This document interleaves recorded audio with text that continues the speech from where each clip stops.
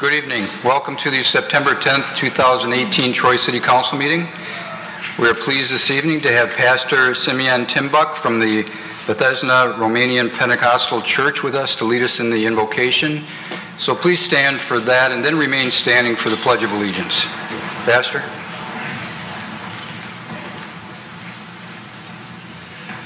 Let's pray. Our Heavenly Father, we come before you tonight. We are thankful and grateful for a new day you blessed us with. I thank you for the City Council members, and I ask you to bless them tonight in their deliberations and decisions.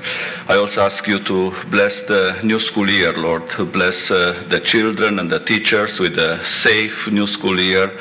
Bless those who are affected or will be affected by the Hurricane Florence. Lord, protect them and protect the city of Troy, the state of Michigan, and our great country. In Jesus' name I pray. Amen. Amen. I pledge allegiance to the flag of the United States of America and to the republic for which it stands, one nation, under God, indivisible, with liberty and justice for all. Thank you, Pastor. Troy City Council meeting is now called to order. The roll call, Ms. Dixon. Mayor Slater? Here. Mayor Pro Tem Abraham? Here. Councilmember Baker? Here. Councilmember Hamilton? Here. Councilmember Henderson? Here. Councilmember Hoderick? Here. Councilmember Pennington? Here. All present. There are no certificates of recognition or special presentations this evening. There are no carryover items or public hearings. So we will move to public comment for items on the agenda from Troy residents and businesses. Those that are going to speak this evening, please review the rules and regulations in the agenda packet. You are allotted 3 minutes. When you see the green light come on this evening, begin your 3 minutes. When the yellow light comes on, that's 1 minute remaining. Please start to sum up your remarks at that point. First, I'll call upon Erica Briggs, business owner, who wishes to speak about High Five. Good evening. Good evening. Thank you for having me. My name is Erica Briggs. I am the Executive Director of Scenic Michigan, and our mission is to protect, preserve, and enhance Michigan's scenic resources, and Michigan's towns and cities are one of these resources. So we appreciate your attention to updating the sign ordinance and can see that numerous of the best practices were incorporated into the proposed amendments. As you know, streetscapes are one of the most important defining features of a community and what makes one community unique from another. It's part of what makes people choose where they want to live. Scenic Michigan has developed an expertise in some of the often overlooked aspects of streetscape, signs, and lighting. And as you have found out in the past year, the outdoor advertising industry is quick to exploit weaknesses in an ordinance and challenge protections that are put into place. And of course, there are many other pressures as well. So I hope you've all received our detailed response to the proposed amendments to Chapter 85. I just wanted to highlight a few of those key recommendations for you tonight. First, we understand there's a moratorium in place and you're hoping to lift it soon. But we believe that there are numerous provisions that need attention before you adopt a revised sign ordinance. Unfortunately, the process used by the city in updating this ordinance didn't provide enough opportunity for community or stakeholder input until the 11th hour. Ideally, these revisions would have passed through the Planning Commission, giving more ample time for public input and feedback. Second, since it was community outcry against digital billboards that led to this moratorium, I think it's important to identify whether these revisions will address that primary concern. So while the 200 square foot signs are no longer permitted, we believe that the proposed amendments can and should be more protective. Digital signs contribute to both distracted driving and can be a community eyesore. We urge you to consider whether you want to see even more digital signs across Troy in the coming years. Will more digital signs improve the streetscape or detract from it? So according to the city's master plan, there's a desire to minimize extraneous lighting. Given the trend towards digital, the city needs to clearly prohibit digital signage if you don't want to see the city overrun by them in the future. If digital signs are going to continue to be permitted, we believe that the brightness level currently permitted by the ordinance is too bright. You're using an illuminescence standard versus a luminescence. So kind of a technical issue, but please note that the commissioned lighting study, within the commissioned lighting study, all the digital billboards would comply with the new proposed standards, and that's not by chance. Those standards were developed by the outdoor advertising industry. And finally, there are a number of key components of your sign ordinance that haven't yet been fully examined, such as size, height, proximity to setbacks, number. These components need to be re-examined and amended if you want your sign ordinance to further Troy's master plan stated goal that the height and size of signs will be reduced to contain visual clutter. So with sign ordinances, the devil is in the detail, and we urge you just to take a little bit more time. So thank you. Thank you. Next, I'll call on Aaron Green, Troy resident, wishes to speak on P02H.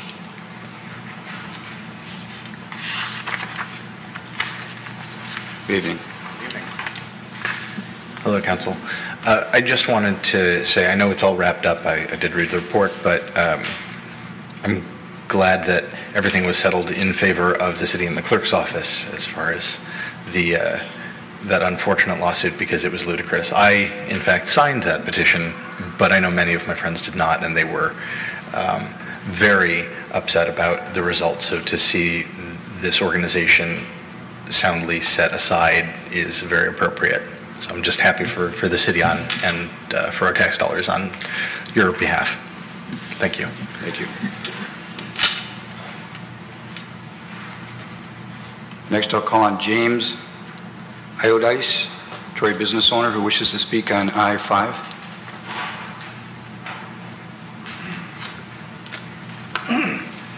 Good evening. Good evening. I prepared some remarks, which I hope to be well under 3 minutes, so thank you. Good evening. Thank you for the opportunity to speak. My name is James Iodice, and I have the privilege of serving as the 2018 president of the Greater Metropolitan Association of Realtors. GMAR is the largest local trade association in Michigan, representing over 8,400 realtors in Metro Detroit, thousands of whom do business here, and over 400 realtors call Troy their home. First, I'd like to say thank you to the mayor and members of the city council who listened to over 350 realtors who contacted you expressing their concerns over language in the proposed sign ordinance that you'll be considering later this evening.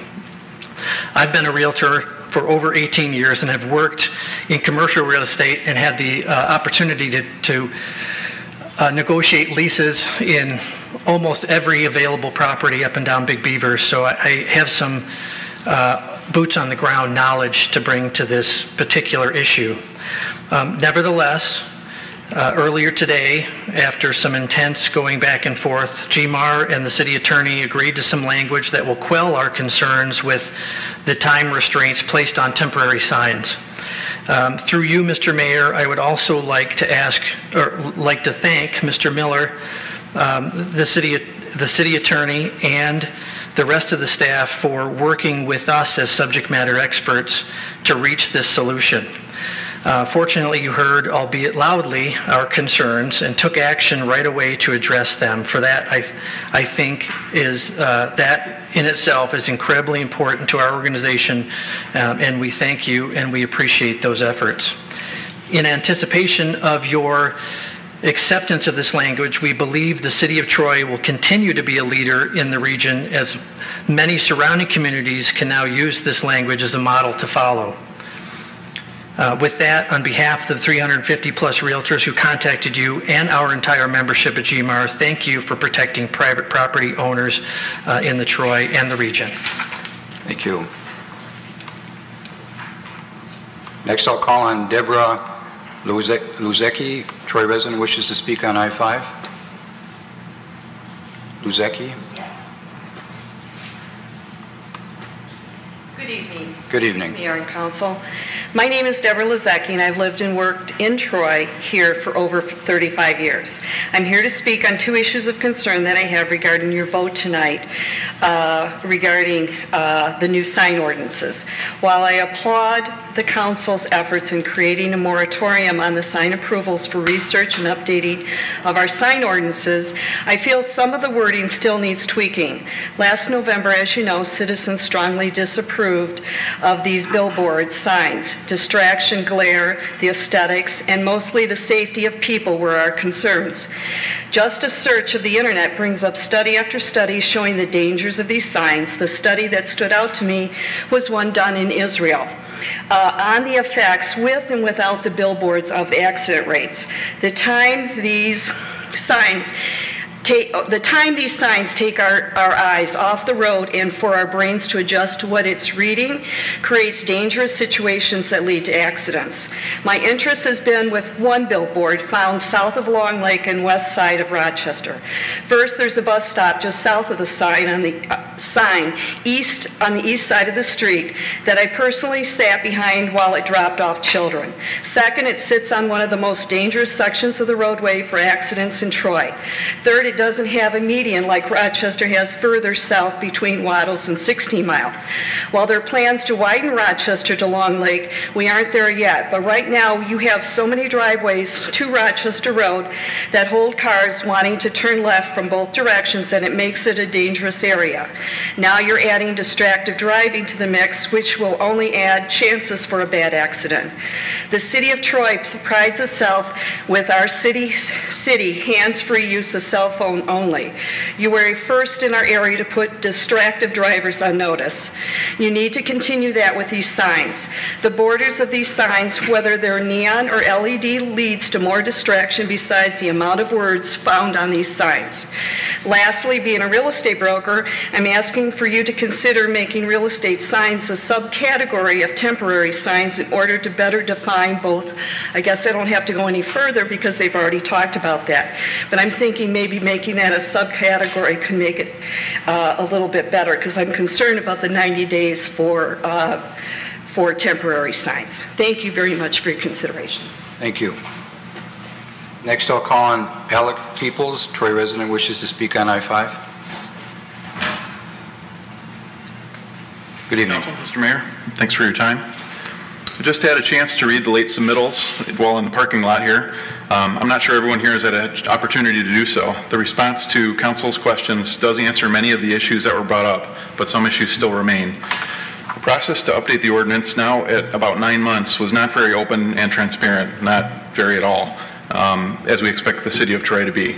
There have been questions and concerns brought up that are only now being addressed in the late submittals, such as the real estate sign issue, and now the vote is expected tonight. The ordinance approval really feels rushed. Why not allow more time for feedback and review?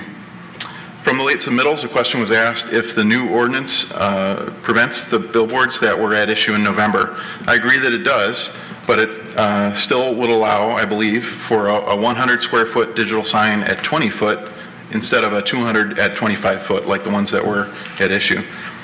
I think there's still a safety concern with electronic message boards in general. Many communities around the country and even locally have prohibited digital signage. So there is legal precedent. Troy wouldn't be sticking their neck out here.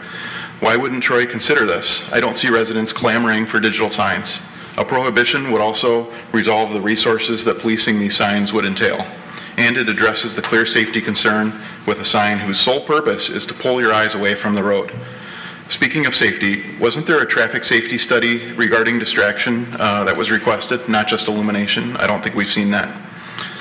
On the neon and LED border issue, I see it was removed because it's covered in the building code, which I believe allows them. I don't think anyone wants to see more neon or LED window borders in our city.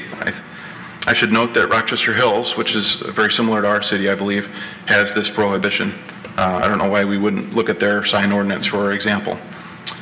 When we're taking time to update the sign ordinance, why wouldn't we take the master plan into account? Have the master plan here, and for the Rochester Road corridor, it calls out height and size of signage will be reduced to contain visual clutter. Why wouldn't this have been considered as a guide when updating the ordinance? What is the plan to update the ordinance to match the master plan if these 9 months didn't allow for that? It seems like a missed opportunity. Finally, from talking with one city council member, I know that they think the ordinance should be approved as proposed while further work on the ordinance to address the issues is done. I assume that there is a large backlog of signs waiting for the moratorium to be lifted. Do we want to approve this backlog when there are plans to further address the ordinance down the road, which might make these newly approved signs non-compliant? This is the opportunity to update the sign ordinance to make it more modern. We are going to have to live with this visual clutter that these newly approved signs may create for years. Why wouldn't we take the time to get it right? Thank you. Thank you. That concludes those that have signed up to speak. Next on the agenda is City Council and City Administration opportunity to reply or respond to public comment. Any reply at this point from Council? Administration? City Attorney Bloom? Mayor, I just wanted to clarify, Mr. Green commented on the lawsuit that we had, and although we did prevail in the lower court, I would just indicate that there was an appeal that was filed. The briefs were, the last briefs were submitted today, so we should be hearing on that very quickly. Thank you. There are no postponed items this evening, so we will move to regular business. I-1, our board and committee appointments. There are no mayoral appointments this evening, and we have one city council appointment. I will defer to Mayor Pro Tem Abraham for that appointment. Thank you, Mayor. I would like to appoint Councilmember Hamilton to the Volunteer Firefighter Incentive Plan Board for the term expiring November 8th, 2021. Support. Moved by Mayor Pro Tem Abraham, supported by Councilman Henderson, that we appoint Councilmember Hamilton to the Volunteer Firefighter Incentive Plan Board for the term that expires 10/8/2021. Any discussion? The vote, Ms. Dixon. Mayor Slater? Yes. Mayor Pro Tem Abraham? Yes. Councilmember Baker? Yes. Councilmember Hamilton? Yes. Councilmember Henderson? Yes. Councilmember Hoderick? Yes. Councilmember Pennington? Yes. Motion passes. Thank you to Councilman Hamilton. I-2, our board and committee nominations. There are no mayoral nominations this evening. I will defer to Mayor Pro Tem Abraham for a city nomination. Thanks again, Mayor. I do have one nomination for the Traffic Committee. It is for a student representative, and his name is Marvin Jiang, and that would be for the term expiring July 31st, 2019. Support. By Mayor Pro Tem Abraham, supported by Councilman Baker, that we nominate. Could you repeat the name again, please? Marvin Jiang. I might be mispronouncing it too. Okay, Marvin Jiang as the student appointment to the Traffic Committee for the term that expires, is that 10/13/2018 or 19? 7/31/2019. Any discussion on that nomination? The vote, Ms. Dixon. Mayor Pro Tem Abraham? Yes. Councilmember Baker? Yes. Councilmember Hamilton? Yes. Councilmember Henderson? Yes. Councilmember Hoderick? Yes. Councilmember Pennington? Yes. Mayor Slater? Yes. Motion passes. I-3, there is no request for a closed session this evening, so we will move to I-4, City Manager Recruitment, request for closed session. And I will defer to City Attorney Bloom. Yes, thank you, Mayor. And included in the agenda packet is a letter that we received from GovHR. Also included would be the promotional materials, and those have been available on the city's website. They've also been available through GovHR. They do have the first phase of applicants reviewed, and they would like to meet with council in a closed session so that you can talk about the qualifications of the candidates, and then you could come into your meeting at 7:30 p.m. and choose the candidates that you will select for interviews. I want to make clear that it's my recommendation and GovHR's recommendation as well that they would not officially be identified by name until after they had consented to the interview. So we would use A, B, C, D, and similar to that until they'd actually consented to be interviewed. But we would get that information out almost immediately after the council meeting. So they're asking for a closed session. They would like to have that occur on October 8th at 6 p.m. And then again, the action would occur at the regular meeting following. Thank you. So I'd like to move the resolution to get it on the table for discussion. Mayor Pro Tem Abraham. I will move I-4 City Manager Recruitment Request for Closed Session as printed. Support. Moved by Mayor Pro Tem Abraham, supported by, is that Councilman Hamilton? That we approve I-4, which is the City Manager Recruitment to request for closed session as printed in the agenda packet. Discussion.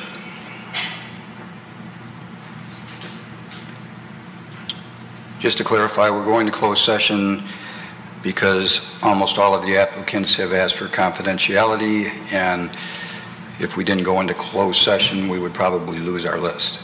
Absolutely, Mayor. All of them have requested, with at least one exception, have requested confidentiality, and it would significantly narrow the list. The vote, Ms. Dixon. Councilmember Baker? Yes. Councilmember Hamilton? Yes. Councilmember Henderson? Yes. Councilmember Hoderick? Yes. Councilmember Pennington? Yes. Mayor Slater? Yes. Mayor Pro Tem Abraham? Yes. Motion passes.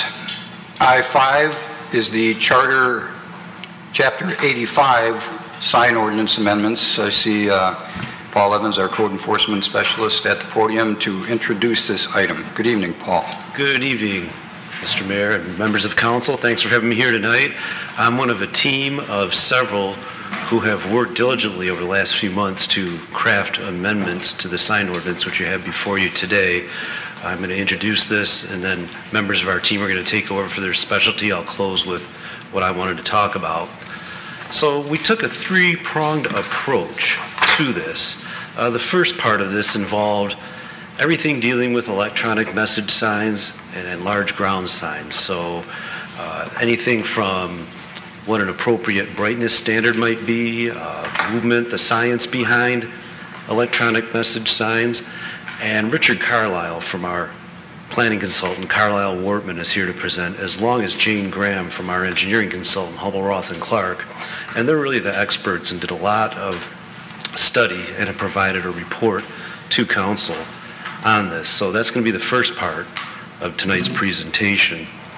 Now, the second prong of our approach involves some Supreme Court decisions, including one that many of you might know of, Reed versus Gilbert. Now, the subject matter regarding that is content neutrality, and what that means is how can we regulate signs without regulating the message? In other words, is it inherent for government to regulate things other than the message?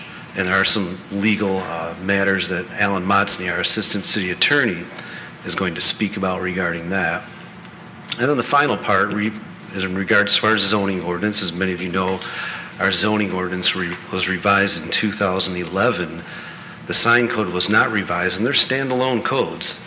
But the sign code does regulate signs based on zoning districts. So we believe this was an excellent opportunity to present amendments to the sign ordinance that would reflect and make them more consistent, because right now they don't fit hand in glove with each other. It can be a challenge, for example, to try to figure out for the layperson what signs are allowed where. So with that, I'll turn it over to Richard Carlisle and Jane Graham for the measurement of digital signs. Thank you. Did you see advance on this? That one, okay. Mr. Mayor, members of council, good to see you all. Tonight we're going to present the results of the electronic sign, message sign study, and then summarize what the ordinance amendments are going to be. We had a really great project team here that consisted of several members of Hubbell Roth & Clark, including Jane, Mike McDonald, Ray Waters, and assisted by Brent Savedant and Paul Evans. The purpose, the process that we followed started with researching industry and community standards for light intensity and frequency of messaging. We used a wide variety of sources to do that. The project team and the city staff then met to discuss standards and the methodology that we were going to follow for the testing. So in other words, this was thoroughly discussed with city staff, and methodology was, we determined a methodology that we felt was most appropriate for the city of Troy. Hubbell Roth & Clark then did conduct the light light testing, using methodologies that were, standard in the industry. We did meet then following that to discuss the test results. Thereafter, we began on the ordinance amendments, working with city staff to develop some draft ordinance provisions. And then finally, we did draft the ordinance provisions and present them again to city staff and the city attorney for presentation to you here tonight. I won't go into the long definition about what an electronic message sign is, but literally all the types of signs that we're talking about that have been a subject of concern are lumped into this definition of electronic message signs. It does include the LED billboards. It also includes the other types of electronic message signs that are a smaller nature, advertising individual businesses throughout the city. So this definition is very comprehensive from that standpoint. I'm going to turn it over to Jane Graham and let her go through some of the technical things that we reviewed, and then I'll come back and discuss how we wrap this in and bake this into some ordinance language. Thank you. Okay, the first thing we had to start with is how do you measure brightness? And so we came up with a methodology that's recommended by the International Sign Association using a light meter to go out at night and measure the brightness of these signs. So what we have here for everyone to review is the definition of a luminance, and that's measured in foot candles. That's a very common term that people have probably heard. Foot candles relate to parking lot lighting, freeway lighting. That's how this all ties together in terms of using language and a methodology of measurement that's common in the industry. We had to decide what reference sources we were using for this study, and so we have several listed here. The first one is the International Sign Association. We have the Outdoor Advertising Association of America, National Cooperative Highway Research Program, and then of course the state of Michigan also has criteria regarding signs and foot candle levels. Those organizations cumulatively have decided or recommended that a foot candle that is 0.3 higher than the ambient light level at the time you measure it is too bright. If you go beyond that, they consider it excessive. The state of Michigan even has defined in the Highway Advertising Act, it prohibits luminescence levels exceeding 0.3 foot candles over the ambient light level. And that's measured from a given distance based on the square footage of the sign, and I'll show you how we did that. So the first thing we did, we have an electrical engineer, Ray Waters, right here. He went out at night and he evaluated all of these signs, and where you have a two-sided sign, you have to do both sides, and where you have multiple messages, you have to get a reading on each message, both sides of the sign, because the messages are not the same necessarily. So the first thing we did was determine how far away we had to be from the sign to take that measurement, and we did that with a rangefinder. So we did that for both sides of two-sided signs. Then we set up the light meter at a height of 60 inches and pointed it directly at the sign. Now, it's dark out, that sign is on, I have to get an ambient light level reading. The way you can do that without somebody literally shutting the sign off is to hold up a blocker board. It's flat, black, could be plywood, it could be cardboard, and you put it up like this and it essentially blocks the sign. It's just like if you were looking into a light and you said, gosh, that's really bright. So we hold up the blocker board, blocking the sign, and then we take an ambient light level reading at that time. Then we take down the blocker board and we take the actual light reading with the meter with the sign on. So that's our step 3 for measuring the brightness. And then he recorded every single reading that he took. These are the 14 locations selected by the city that they asked us to go out to. You can see number 7 was a sign that was shut off because the car wash is closed at like 6 or 7 o'clock at night. So when we got there at 9, 10 o'clock at night, the sign was off, so it didn't factor into our evaluations. So what we're left with here out of the 14 are 13 signs. The non-compliant signs are these listed right here out of the 13. I want to give you an example. In the report that we wrote, every single sign is shown and the readings taken for every single sign are in that report. Rather than go through all that data with you tonight, we selected some examples to show you. For instance, this is Lady Jane's Haircuts for Men. So see, we took an ambient foot candle reading. Then we took a reading north and south face of the sign, and then we did the math to figure out, is it greater than 0.3 foot candle difference? And you can see that the parking in back is 0.45, games all the time 0.41, games all the time on the south side 0.39. Those all exceed these recommendations. Another example is the Cosmetic Dentistry Institute. Look at our bottom chart there, foot candle difference above ambient. Every one of those is far in excess of the recommendation.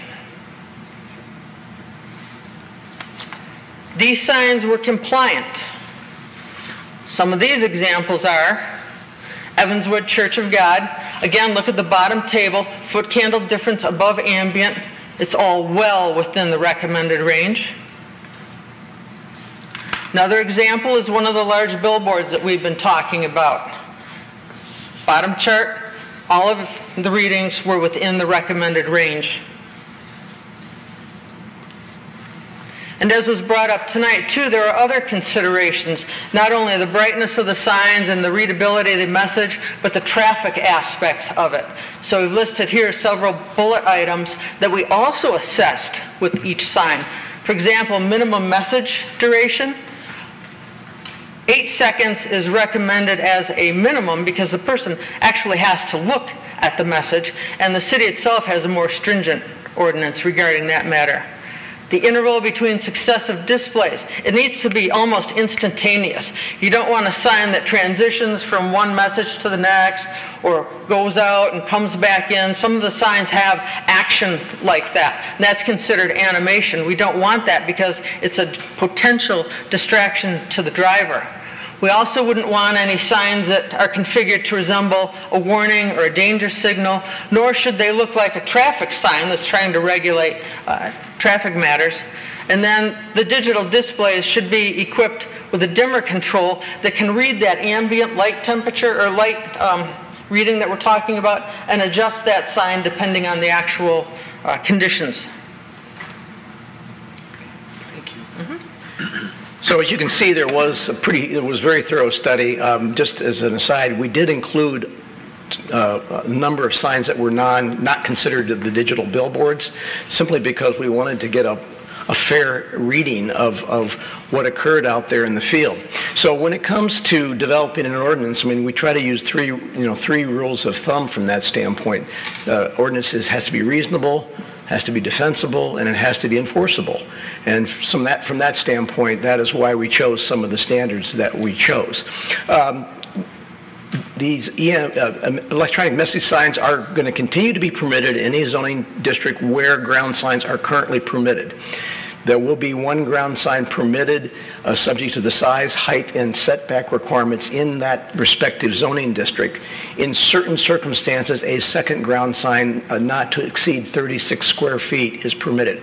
One item that I want to point out, though, is in the EMS section, we have made a specific limitation on any electronic message sign portion of any sign not to exceed 50 square feet.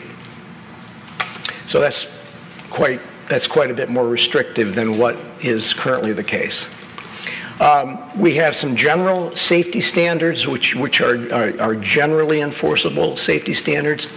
We have standard, again, as Jane indicated, that nighttime illumination levels cannot exceed 3-foot candles over ambient light levels.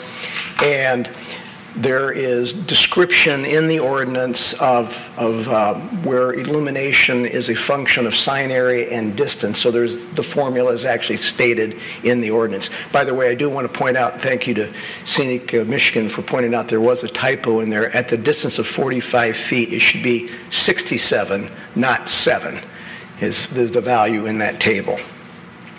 And I believe that'll be reflected in your motion.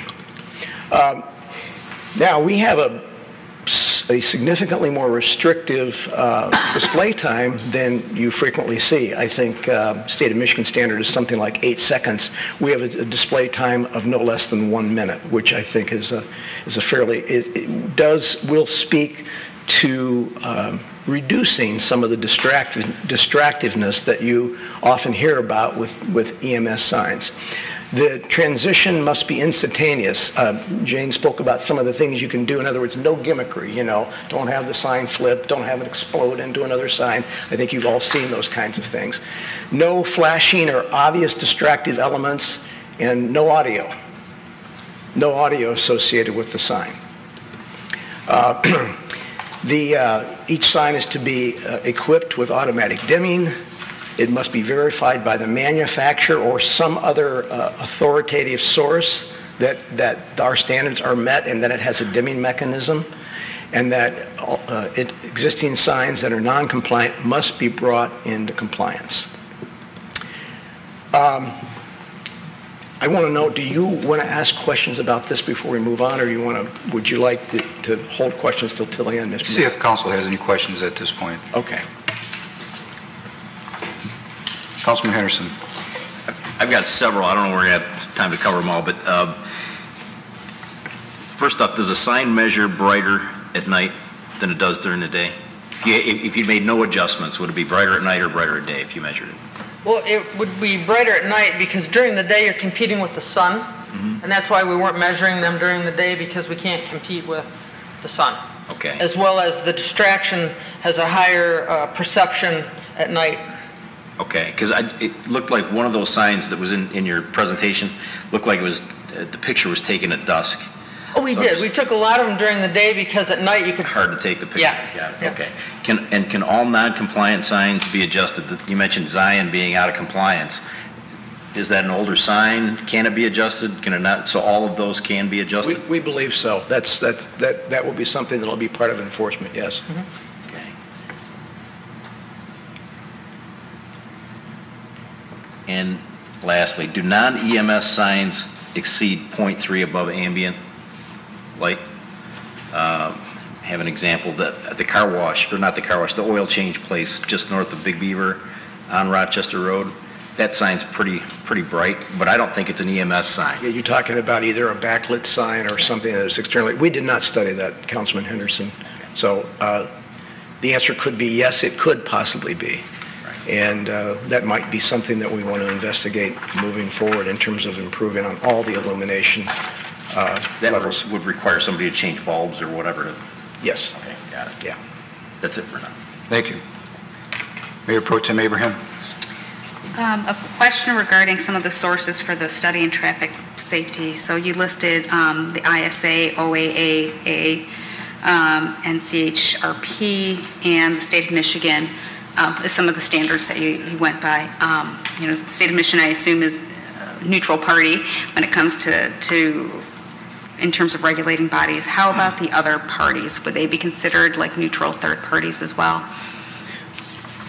Well, I will tell you that much of the literature, has obviously there are competing interests in this whole thing. Let's just get that right out on the table. We know that to be the case, but a lot of the literature cites data that is generated by the Illuminating Engineering Society of North America, which is a professional society. There are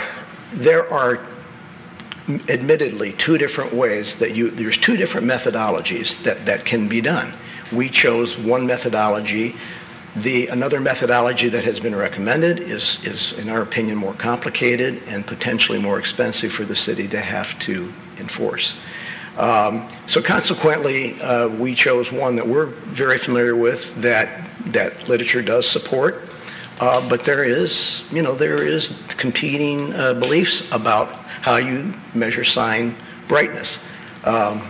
So we think this is realistic. It's one that can be enforced and one that can be defended because in many cases the industry itself has recommended it. Thank you. Councilman Pennington. Just one quick question. I was surprised that the higher billboard signs passed, and when we measured them from 5 feet instead of at a higher level. I'm just curious why we didn't measure them at a higher level, because it seemed to me like if the signs would be brighter straight out, then it would be at an angle lower. That is true. Depending on how you look at a sign, you're going to get a differing brightness depending on where you are. But at that point, we were on the ground, and without doing that from a bucket truck or something like that, we did the best we could. Now remember, those signs are up quite high, so at that point, we're out X distance according to the calculations in the table for picking that up, and so call it the line of sight actually is more like your eyes. I was way back here, and there's that sign up there, as opposed to me being standing right under it, going like this. Okay, thank you. Let's make sure we use the microphone because we are recording, please. Okay. Thank you. I think part of that speaks to the fact that those are also newer, and that the industry itself has been gearing itself to accept the state of Michigan standard of 0.3 foot candles, so that could be partially an explanation why they basically all complied. Probably also that they knew that they were under fire and they're easily adjustable. I won't say that. That's okay, I just did. Any other? Let's go back to Councilman Henderson first, and then Mayor Pro Tem. You measured at various messages, so these signs rotate. What are there? 5, 6, 7 messages? 10, 20? Do we have any way to check that? Because if you're driving up on one of those signs and it's predominantly a white lettered sign, it's going to be brighter than something that has red letters and a dark picture. You're going to get variation with color. Okay. No doubt about it. And I guess the question in our ordinance, you may or may not be able to answer this, are we able to require businesses, or these independent pole signs anyway, are we able to require them to tell us which signs or what messages are there, and then, because we can measure it, and then a week later it's a completely different set of... It's a standard that cannot be exceeded. So consequently, if we have an enforcement action, depending on what the message is that's shown, if it exceeds 0.3 foot candles, it's in violation of the ordinance then. So it can be measured at any message can be measured, and each message cannot exceed 0.3 foot candles. So it's incumbent on the person that owns the sign to be in compliance. If they're not, then we'll hit them with and to provide us with a certification that the sign does meet the ordinance requirements and has dimming capabilities. Councilman Baker. Thank you, Mayor. I thought this question a bit ago, and I was going to ask it a little later, I think, but you're talking about enforcement, and maybe this isn't a question so much for you, but for city staff. Do we have the manpower and the capability to do this kind of enforcement check and this testing on a regular basis? And what would that process look like? Okay. When we're looking to enforce things such as whether a message moves, whether a message is up for the proposed 1 minute time, staff can do that. When it comes to measuring the brightness, we would defer to our consultants, Hubble, Roth, and Clark, to take those expert measurements and provide that data back to us. But would it be public, a complaint from the public saying, I think that sign's too bright? Or is it something that our city staff would be spot checking? Or, I know there's cost involved in that. How does that, do we have a proposal as to how that process would work? We don't. We can say at this time, if we do get complaints, we would follow up on them. But we haven't looked into any additional methodologies of continuous monitoring. Okay. Mayor Pro Tem Abraham. The proposed language would limit the signs, the EMS signs, to 50 square feet. how big are the billboard signs that went up last November? Just so folks have a frame of reference of how much smaller they might be. 200 square feet. Thank you.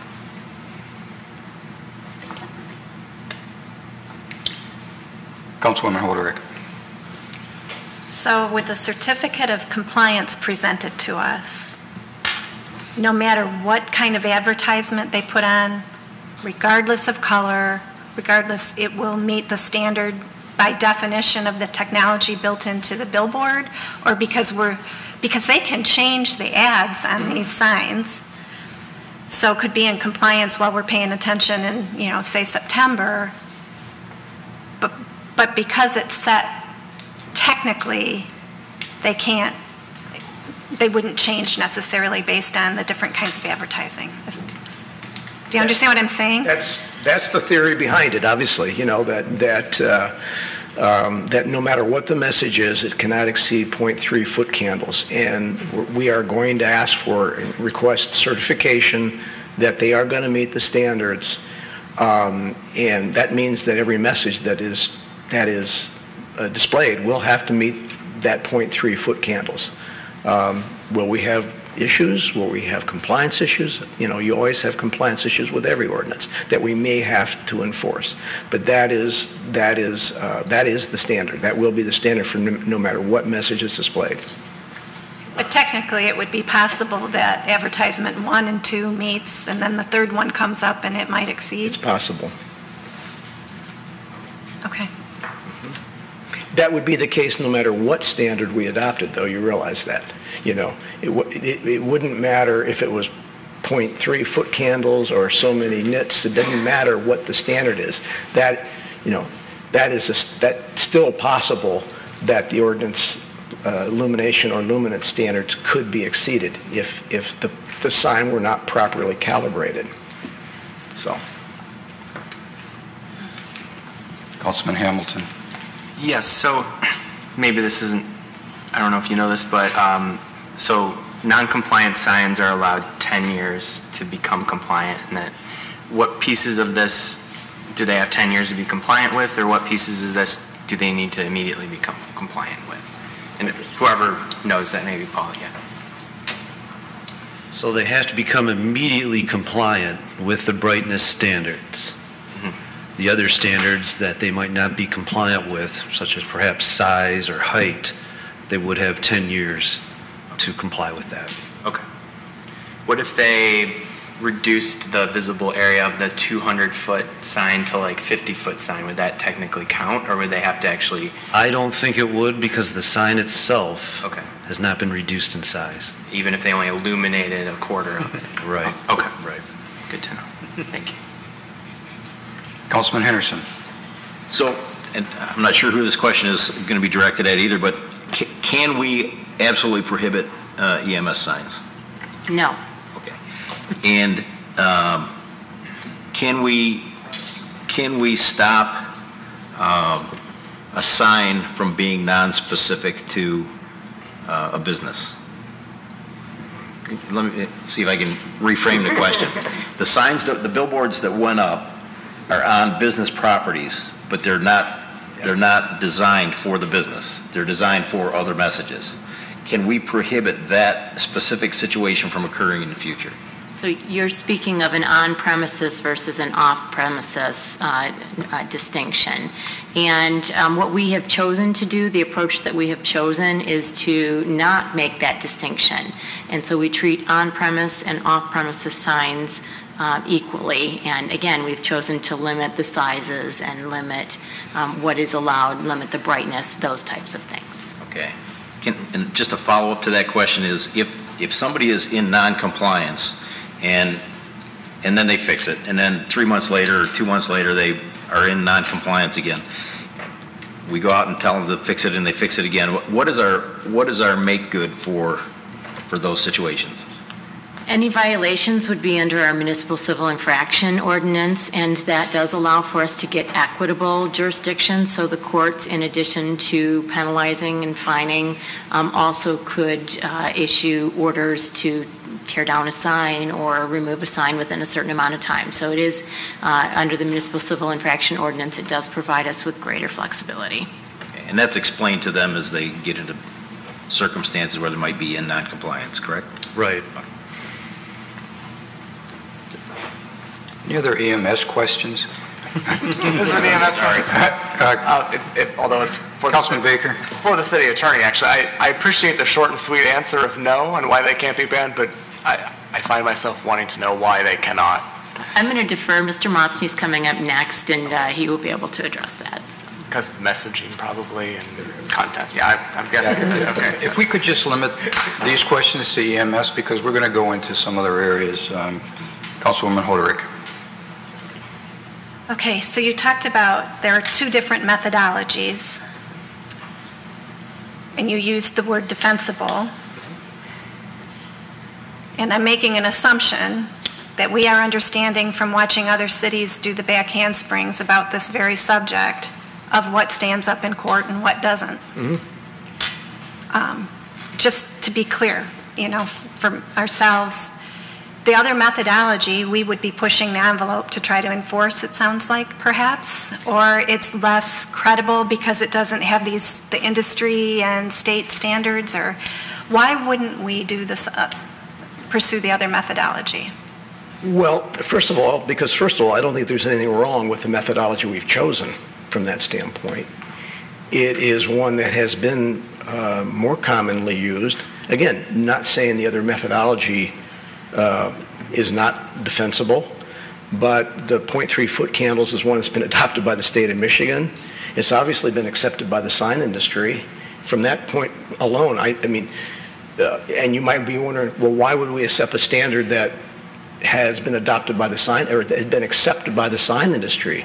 Well, it means that they're willing to accept that as a means of regulation, and other regulating agencies, other highway agencies, such as the state of Michigan, have adopted that as a standard. So from that standpoint, that is one of the reasons why we did recommend that, but that wasn't the only reason. It's also from research of the literature, and really weighing the enforceability from the standpoint of the city's capability to enforce one particular type of methodology over the other. And again, I think Jane made the point, and I think it's well taken, is that we measure foot candles all the time. With our lighting ordinances for parking lot lighting and things, so it's a well understood measurement, and that's the other reason why we chose that particular methodology. Just to follow up on that, are we convinced it's a safe, that it addresses the safety concerns that we all have?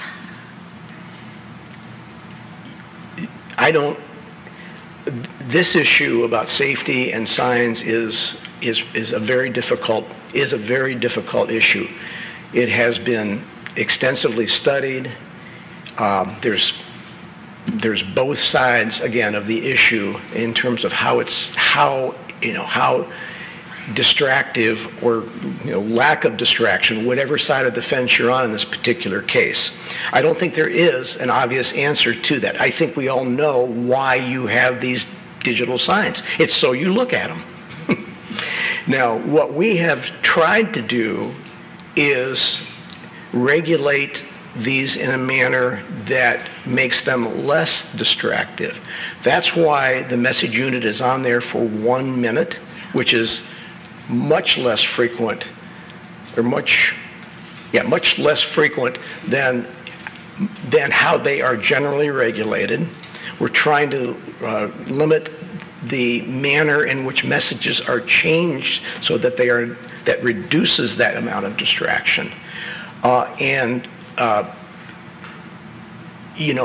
Can I say to you definitively that EMS or LED sign is not going to be distracting to drivers? No, I can't say that. Nor is any sign, for that matter, from that standpoint. They're meant to be looked at to advertise whatever it is people are or whatever message someone's trying to communicate. But I think what we've tried to do here is make them as least distractive as possible. Point's well taken. You know, being distracted is, you know, not to, for a pun, but it's in the eye of the beholder. Some people are distracted easily and some people aren't. Some people can drive while texting and most can't. But we try to do the best we can with any of our ordinances, including our distracted driving ordinance, to try to make it as safe for everyone. There are just some people out there that can't drive no matter what, you know. And I hope the students here are listening. Any other EMS questions? Thank you. Okay, thank you.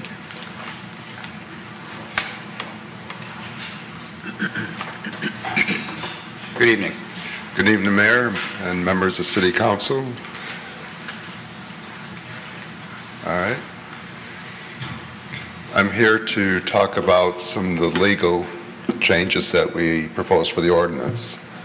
I think everyone is familiar with the case of Reed versus the town of Gilbert that's causing cities all over the nation to change their sign ordinances. Essentially, what the Reed case says is, first of all, it confirms the general principle that content-based regulations, because they affect the First Amendment right to free speech, are only valid if the regulation is narrowly tailored to meet a compelling governmental interest. Now, that's an old principle. That's not something new that came about with the Reed case. What came about with Reed is how you determine what constitutes a content-based regulation. Because prior to Reed, a time, place, manner restriction was considered content neutral as long as it did not indicate that the government was biased towards a particular viewpoint. And that was pretty easy to meet.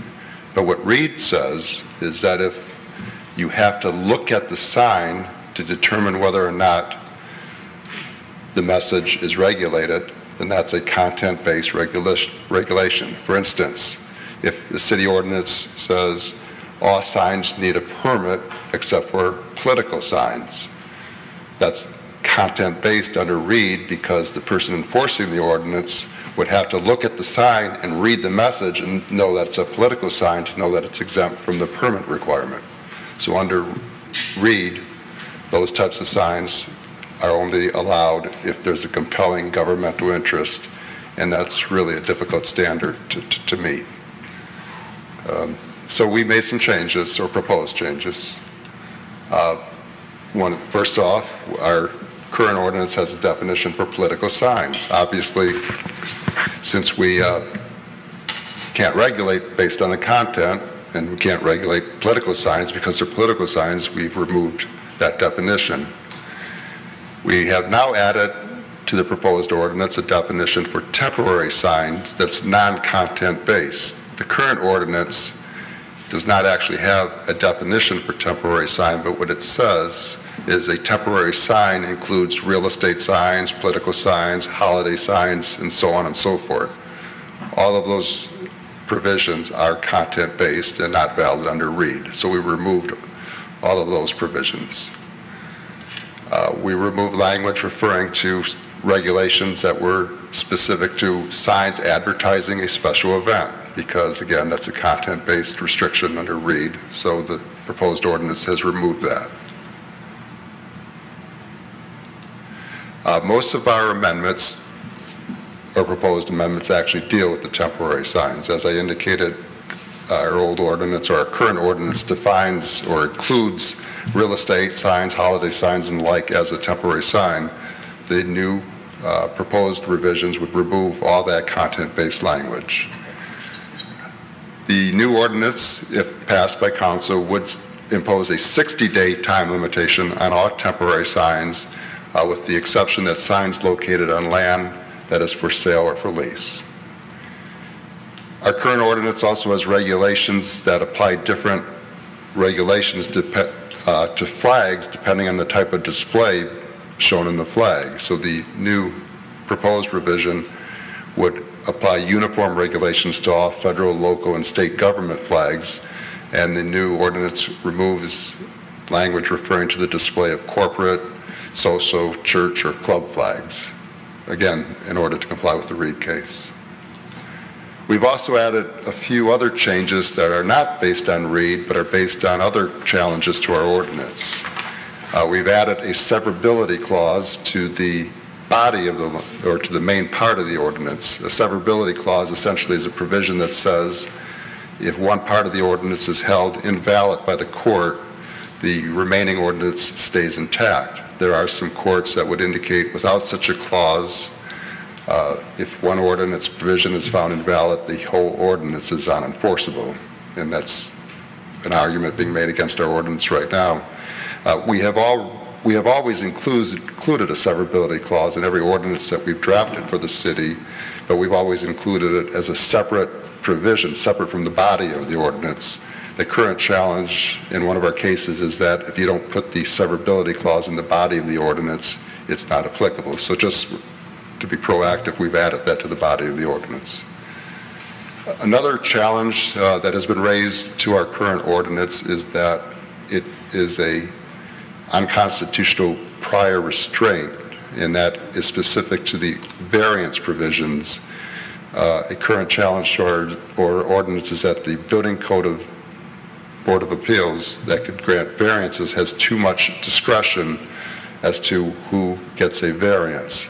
So we've tightened up the variance standards by putting more specific detail that must be shown before a variance could be granted, similar to what we now have in the zoning ordinance.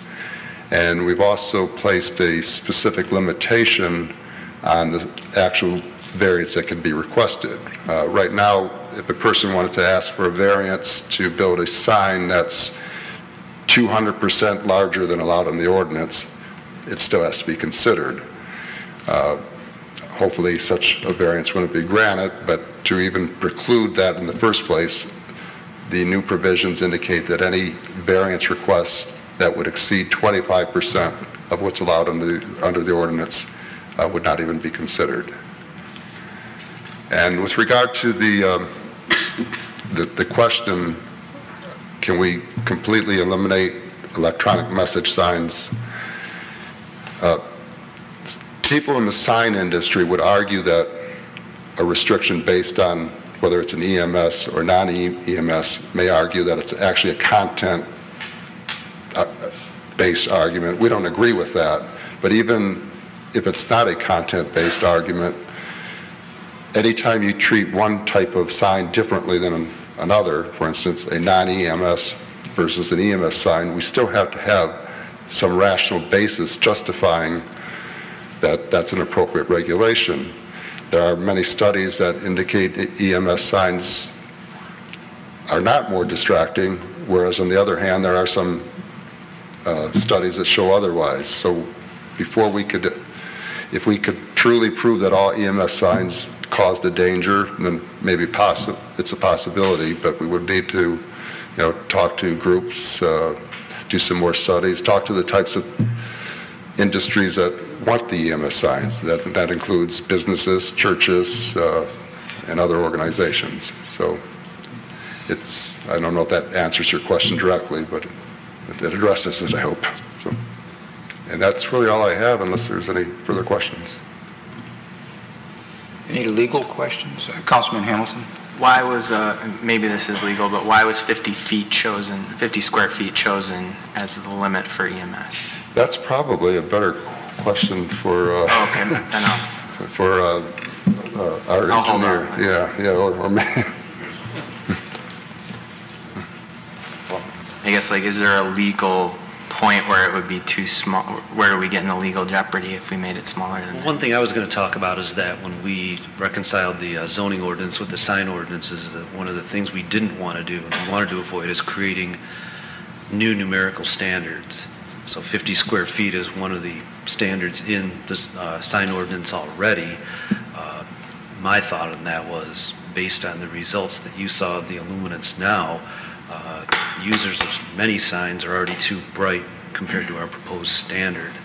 So what might be a good method to perhaps reduce the perception of excessive brightness, as well as potentially reduce the perception of traffic safety, negative impacts on traffic safety. So we tried not to rewrite it, but rather just use our lowest tier. Okay, so to lower that more, we probably need to modify the zoning ordinance as well? Well, I guess in theory, our next lowest tier that you see for ground signs is 36 square feet. So that could be done. Okay, thank you. Legal questions? Councilwoman Hoderick. We hear feedback from residents that talk about neighboring cities that, banned EMS signs from their city limits some years back. I think 2004 was the year. If they were able to do that, is it because of Reed that there's a new precedent, that a new test that has to be met that they didn't have to meet back then? Or if they could do it, why can't we? Well, there's been lots of changes, not only in technology, but also in the law regarding what we can and cannot prohibit. Reed is one of the cases, for instance. I don't know if any of those ordinances have been challenged. That's another issue. Sometimes people pass ordinances, or cities pass ordinances, and nobody complains, nobody challenges the ordinance, and they could go on for years and years. The issue starts when you get a lawsuit, and right now the city of Troy, as you know, has 2 pending lawsuits challenging our ordinance. So we have to take some action at this point based on that. Mayor, just to supplement, I do know that Rochester Hills is currently being challenged on a sign ordinance, so that is a case that is currently pending. I don't know that it's, I know that they have a challenge pending. Thank you. Councilman Henderson. Can I restate the one question? It's not to badger the law department, but I just want to make people understand what, those billboard signs that are out there, the new billboard signs. So I'm a business owner and I have a piece of property. I already have my nameplate sign up there so people know where to come and eat. And then I lease out this little chunk of property for another billboard sign, and it has 15 different displayed messages on it. Can we or can we not eliminate or prohibit a landowner from leasing out that little bit of property to erect a sign that is a non-message for their business? And the city attorney addressed that. There's a distinction between off-premise signs and on-premise advertising signs. Usually a billboard is known as an off-premise advertising sign because it advertises a business different than the business where the sign is located. There's actually not a clear school of thought from the Supreme Court on that. There are some who argue that a message that, or a regulation that regulates off-premise signs is a content-based regulation, which would require a compelling governmental interest for treating them differently. However, one justice on the Supreme Court has alluded that maybe such a regulation would not be content-based, but as the city attorney indicated, we've taken the position that the safer course is to regulate off-premise and on-premise signs the same, so we don't have to deal with that argument. Follow up to that then. So other than the fact that maybe 2 signs exceeds the total sign face capability of that particular property, we can't regulate that. Is that correct? So in other words, if that billboard sign would have exceeded the amount of allowable sign space, it wouldn't have gained approval. Correct. That's correct. Right. Thanks. Mayor Pro Tem Abraham. We've gotten some emails, or at least I've gotten some emails, and I think I've heard a couple people speak at public comment tonight in regards to the master plan and how the sign ordinance needs to fit in with the master plan. So can you comment on how the sign ordinance, the zoning ordinance, and the master plan all fit together? The master plan is a guide for the zoning ordinance, but signs fit in sort of, because they do involve land regulations. We've always taken the position that a sign ordinance is a police power ordinance as opposed to a land use ordinance, and there's some legal reasons we've done that. One is we have a stronger argument to eliminate non-conforming signs if we take that position. But the master plan is a guide for all land use in the city, and that would somewhat include the sign ordinance. So yes, the sign ordinance should attempt to follow the master plan just like the zoning ordinance does. Thank you. Councilman Baker? Yeah, I want guess. to think more? No, I'm not sure how I want to ask this question. I guess and it's the legal aspect of it. So rational basis standard for, is what you said we'd have to use if we wanted to ban EMS signs altogether. Right? If we could make it clear it's not a content-based regulation, then we have to have a rational basis to validate the ordinance, correct? Which is an easier standard. I think maybe the harder hurdle is the making sure it's not content-based. I mean, is that the... A content-based regulation, because it affects the First Amendment, a fundamental right, the right to speech, requires a compelling governmental interest, and it's an extremely hard standard to meet. Councilwoman Hoderick? Okay, so currently the way this is written, help me make sure I understand. Businesses on Rochester Road that want to now they have their sign for their business. Now I have some property out front. I'd like to do off-premise advertising and meet the standard, the new standard, 50 square feet. We could end out with more billboard advertising signs on Rochester Road. With how this is currently written, they would just not be 200 square feet, right? And we haven't stopped the ability for property owners to use their property to rent out space to do advertising for whatever they want to do it for. As long as they comply with the provisions of the ordinance, correct. So bear with me. Okay. Do we not have a right as a citizenry and a city to, when we look at our master plan and what we define Rochester Road to look like? Okay. That's not what is in that description. That's not what people who move here and buy homes are expecting will happen. It could happen on Big Beaver Road as well, correct? Property owners here could decide they want to make some money off the front of their property by putting off-premise billboards up. Do we not want to stop this, or at least try? And if it goes to the Supreme Court and we lose, well, the residents will know we tried. I mean... But right now, we have no regulations for that would regulate these larger billboards. The new ordinance puts a limitation on the size, for instance. Takes it down to 100 feet and 20 feet. So we're addressing the issue, and the ordinance we came up with is the ordinance we believe addresses those issues. And prevents the off-premise billboards from continuing? Well, our ordinance does not regulate based on whether it's off-premise or on-premise. That we don't make that distinction. It's based on the site size, height, and setback provisions.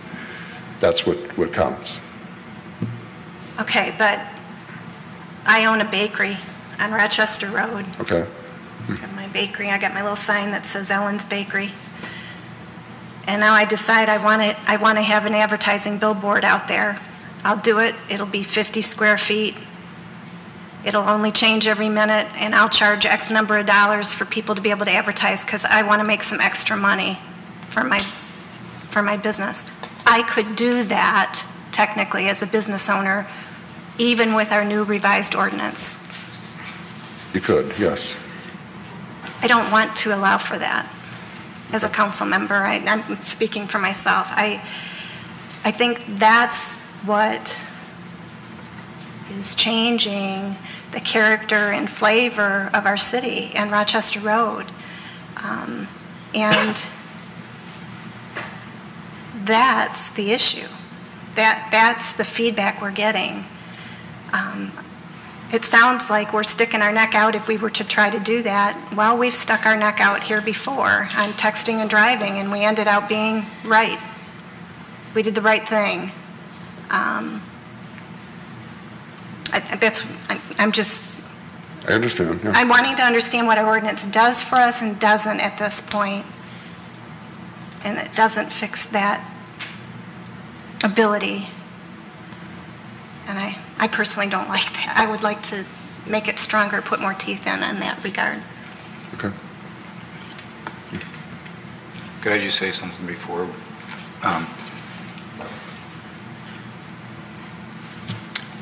think just to clarify this particular point, if you change the ordinance and said we would not allow off-premise advertising, why wouldn't that take care of the issue? I know that's not the recommendation that's coming to us, but why wouldn't, I always thought we had that ability today to prohibit an off-premise advertising. In the intent and purpose section of our, I'm sorry, Mayor, I didn't know. Well, yeah, I'm sort of them, but as an example, the Oakland Mall.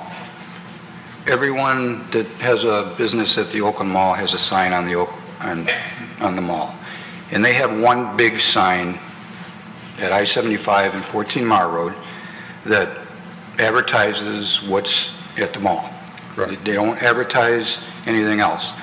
And I thought that was the intent of allowing a big sign like that, was to allow them to advertise what's on that premise, not what's off-premise. And we're being told we shouldn't do that.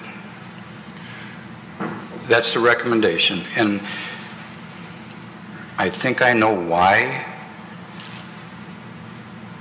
And if the law department does not want us at this point to address that, I think you maybe should tell us, because I think we all don't want off-premise advertising. And I think I know why you're recommending that we don't do that, but I think you need to address that to us, I think. City Attorney Bloom? I'm sure Mr. Motsi was going to state this, and he did state it. I don't want to put the law department in a position. Right. No, I understand, Mayor. The problem that we have is that in order to decide whether or not it's an on-premises or an off-premises sign, you have to read the sign.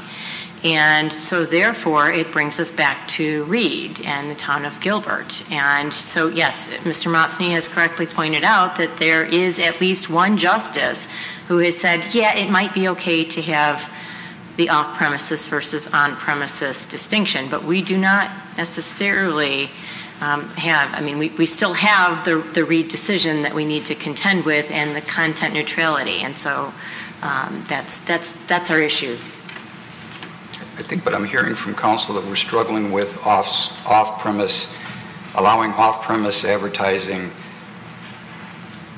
on a site. I think I'm getting that sense. And Councilman Baker, I interrupted your question. And if you want to... I have a question first that relates. I've heard, and then I want to talk about that off-premise issue, but I've heard two different things, 50 square feet, and then I've also heard 100 square feet is okay with 20 feet. Is there a provision that allows for, 100 square foot digital billboard still? You could have a 100-foot sign, that's the size. The 50-foot only applies to the EMS provisions. So the sign itself could be 100 square feet? No, well, Mr. But not digital, as long as it wasn't a digital sign, correct? Yes, if it was not a digital EMS sign, it could be a 100-foot in most cases, correct. And I remember when this first came up, I might have been the one I Skyped into, but I remember asking, well, would anyone do a billboard that was 50 square feet, 100 square feet? And everyone said, no, it wouldn't be worth the money. But if Ellen's Bakery is failing as miserably as it is, she might just want to go that route. But I agree with what's been talked about. the feedback is clear. I mean, Mr. Peoples is here. I mean, the people, and he runs a Facebook group, that the concern is very much about this off-premises. And people don't necessarily like Lady Jane's sign either. It's very bright. I mean, all of those things. But the driving force is the off-premises advertising. And it's difficult to sit here and be told, well, sorry, there's nothing you can do about it because we've got a Supreme Court decision.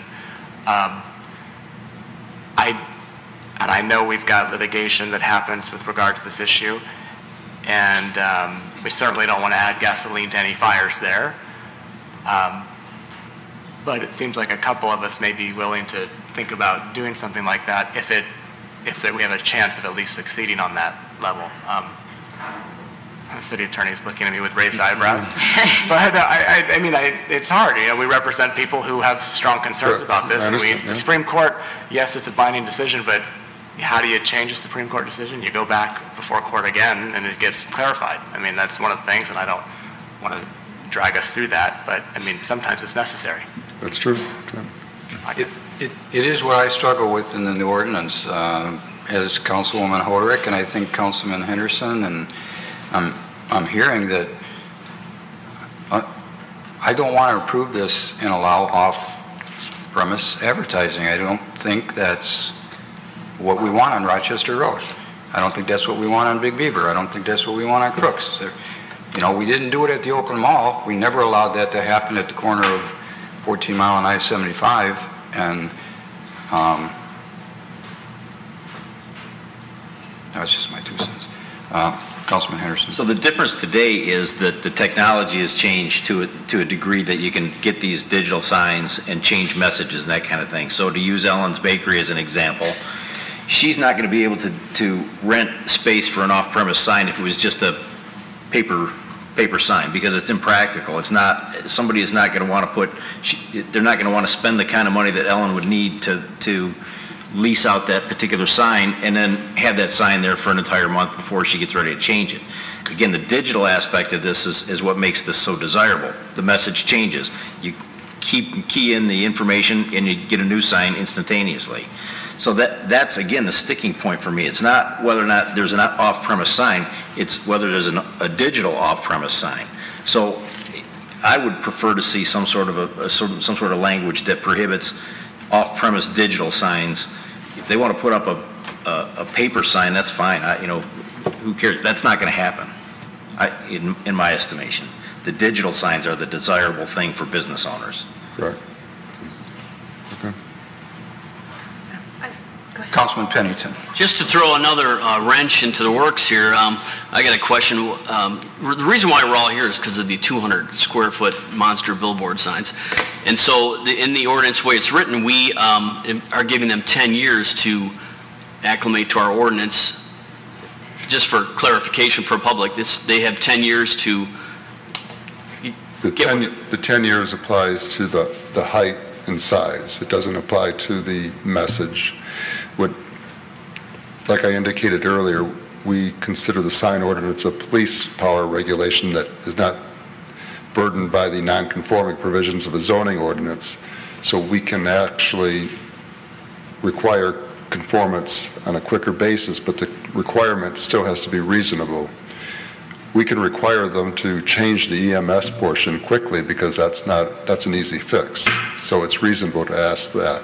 But to ask a property owner that received a permit for a 200 square foot sign and asking them to tear it down immediately, that may not be a reasonable regulation. So that's why we provided the 10-year period. Oh, I wasn't indicating to tear it down immediately. I'm just curious where we got the 10 years from.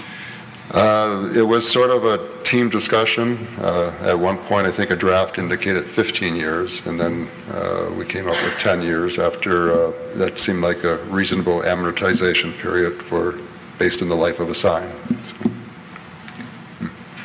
Councilwoman Hoderick.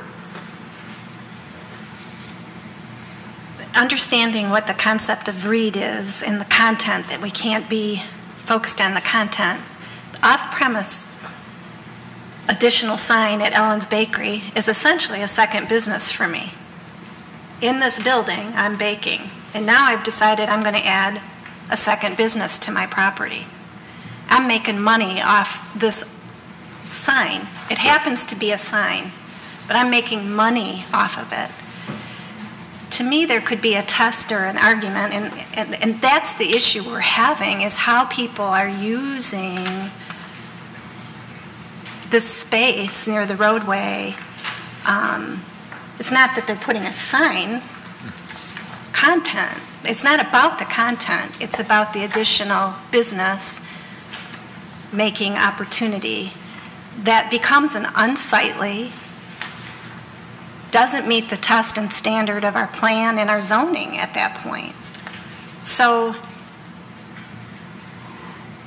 if I was looking at you as we had this discussion about the off-premise sign and thought, we don't have an argument, and then we don't have a right to say this, or there's just no way that this could pass a test, I think a reasonable mind could say, if a community is looking to protect the character and its zoning and its master plan, and there's been a demonstrated huge number of people who've spoken out on it, that they don't want people to be able to make a second business of advertising in front of their business. That should be our right to legislate that here. If somebody wants to question that right and it goes through the courts, I think our residents are telling us, yeah, pay the legal fees, fight it. That's what I'm hearing when I talk to people. I think my fellow council members are hearing the same thing. It's not about the content, it's the whole idea of just a whole second business, and it's added noise, it's added loudness, it's visual pollution, it's not a namby-pamby thing that we're talking about. This is a very real impact on our quality of life here that we're talking about. And I think that's why I would, if it means we, extend the moratorium so that we can add language in to do that, or if we can approve tonight what we have and then next meeting add in about off-premise sign, whatever would be the best recommendation. I personally would like to go down that path. Legal questions? Maybe. Mr. Evans is going to sum this thing up, but I can wait. Can you wait? I can wait. Legal. I think everybody's kind of knows how they feel about the legal. That's the legal leap. The legal. I think I get the gist of what you're saying. I think so too. Thanks. Thank you.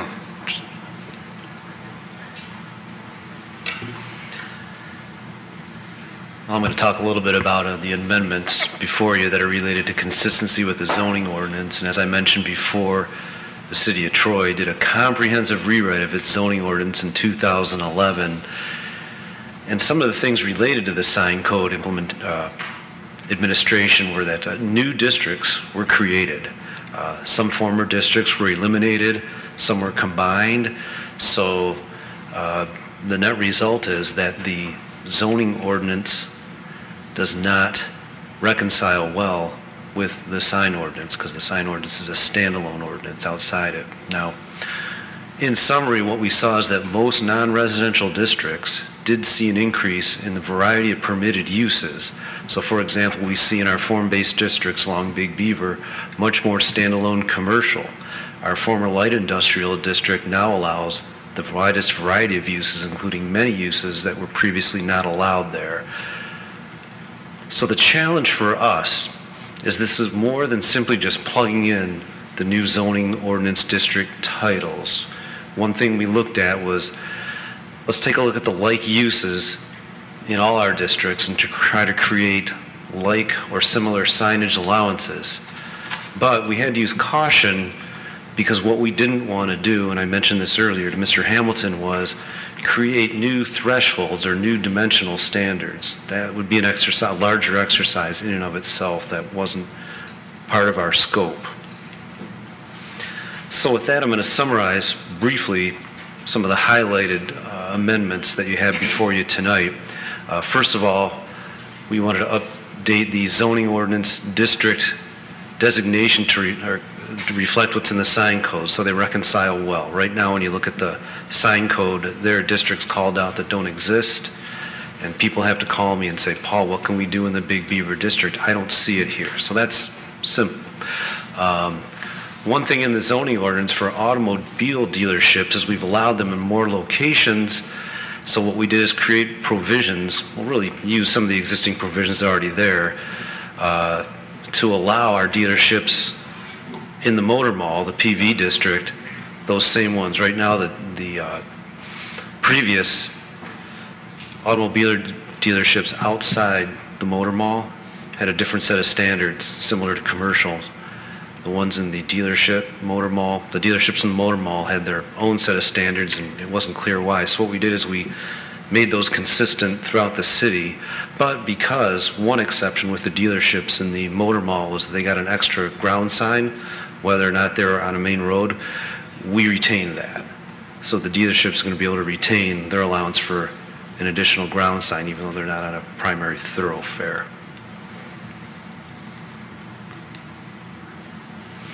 I mentioned earlier that our IB Integrated Industrial Business District now allow the widest range of uses in the city, and we have revised those ordinances to make them consistent with what is already allowed or was already allowed in our commercial districts. Our office districts and research districts, we did revise those for the wall signs in regards to, I believe, 10 or 13 variances granted by the Building Code Board of Appeals to be consistent with our commercial zoning district provisions. Now, what that did is we've got large office buildings. Because they were in these zoning categories, they were limited as to how much wall signage they could put up compared to those located, for example, right here off I-75 in our Big Beaver and form-based districts. So we made that consistent, not only based on where the property is located and the conditions of the property, but also relative to the various number of variances granted by the Building Code Board of Appeals. One thing we did for our form-based districts, which is along Big Beaver, along Maple, and our neighborhood nodes, consistent with commercial zoning districts, has allowed those uses to have the same signage allowances.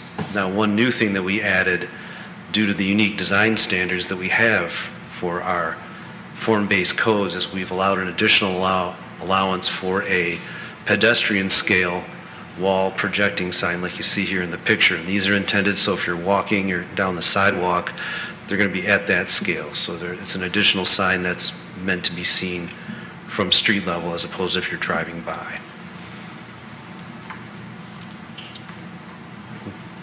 Now, we also did eliminate language that limited the time period and how long a variance can remain in effect. What we had before was that if the Board of Appeals granted a variance, it was only good for 15 years, which would cause us to have to go back to many sign owners who many times didn't even know that it ran out and said, guess what, you have to come in for a new variance. We've got a new board, so we believe that that's going to have an impact, a positive impact on perception when variances are granted. And Alan mentioned this earlier, the variance standards were expanded and made consistent with those that are in the zoning ordinance.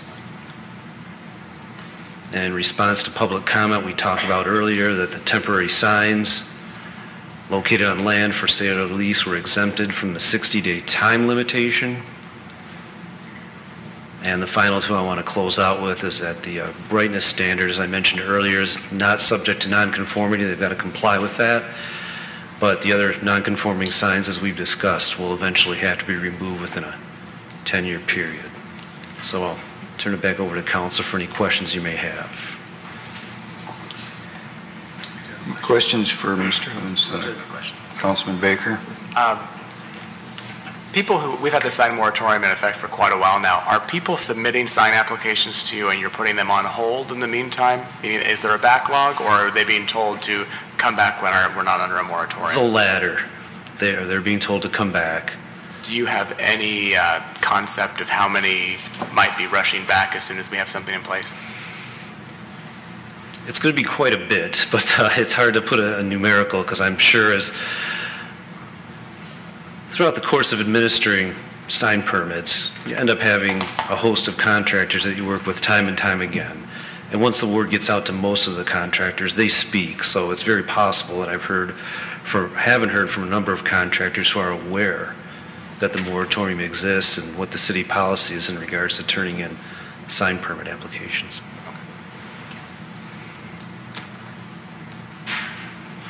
Any other questions for Paul? Councilman Hamilton. If we were to extend the process, change the zoning ordinance, and even involve the Planning Commission, which is what Scenic Michigan recommended, how quickly could we go through that process? Well, we'd have to come up with some kind of methodology, and I might have to defer to the planning director, Brent Savinon, who's here tonight. He works more closely with the Planning Commission than I do. Okay. Mayor? Mr. Miller? Councilman Hamilton, I want a clarification when you say how long would it take to do what? What Scenic Michigan recommended was that the Planning Commission should give their expertise on how we would balance this with the zoning ordinance and the master plan and the sign ordinance all together, how to make sure they're all consistent, how to make sure we consider every possible connection, I suppose, and get the expertise of the Planning Commission, who are a little more closely dealing with these kind of issues than us. Mayor, I'm going to make a comment and then turn the floor over to Planning Director Simon. First of all, I don't know if you know, I am a professional planner, and your comments about the relationship between the master plan and the zoning ordinance and the sign ordinance are not that tight that you're talking about. It really isn't. Second of all, we really, and I think Mr. Savinon will address this, we really didn't address the whole ordinance. We would have taken a whole different process if we were addressing the complete ordinance, and we're trying to keep the framework of the current ordinance. So my quick answer to you, if we were to go back and do that, it would take months and months. And I think Mr. Savinon might have a couple comments about the Planning Commission or other bodies. Yes, as Mr. Evans indicated, this is a three-pronged approach, and one of the prongs was reconciling the zoning ordinance with the sign ordinance. I don't know how many of you were on council about 6 years ago, actually 7 years ago, when the zoning ordinance was comprehensively rewritten, but we knew that the sign ordinance and the zoning ordinance were not going to line up. So we started the effort then of addressing the issues that Mr. Evans spoke to, and we utilized the Planning Commission to do so. So there was the third prong, which is the reconciliation of the two documents, has been vetted by the Planning Commission. That process started about 7 years ago. The amended document was discussed at the amendment process was discussed at numerous Planning Commission meetings, and that document was provided to the city manager at the time, and it didn't go anywhere for whatever reason, I don't know. But if it was the direction of City Council to take a deeper dive, rather than focus on those three prongs and take a deeper dive, I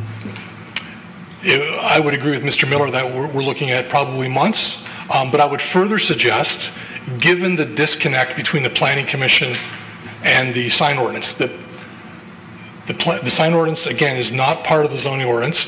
The Planning Commission actually does not review and approve signs. In fact, we don't require signs to be included on any site plan documents. So what I would suggest, standing here, is that the City Council would put together a sign advisory committee comprised of various members of the community, including representatives of the Planning Commission, but also I'm fairly confident there are at-large residents in this chambers now who would probably be willing to serve in a committee.